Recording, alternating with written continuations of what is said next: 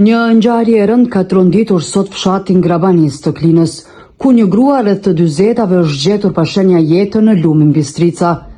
Viktima ishte raportuar e zhdukur që nga dita e djeshme, pasi ishte larguar nga shtëpia rreth orës 11 dhe nuk ishte kthyer më. Familjarët, të shqetësuar për mungesën e saj, kishin njoftuar menjëherë policinë e Kosovës, e cila edhe ka nisur kërkimet. Sipas të dhënave të para, gruaja ka qenë shtatzën në muajin e tretë. Pas disa orëve kërkime, policia ka arritur të lokalizojë trupin përmes dronit, ndërsa ekipet e zjarrfikësve kanë ndërhyrë për ta nxjerrë nga uji dhe më pas për ta larguar nga ngjarja.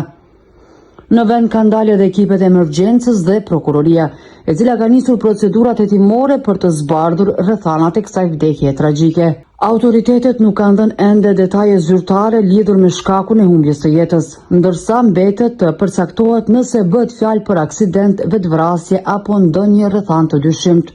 Ndërkohë, identiteti i viktimës ende nuk është bërë ende publik.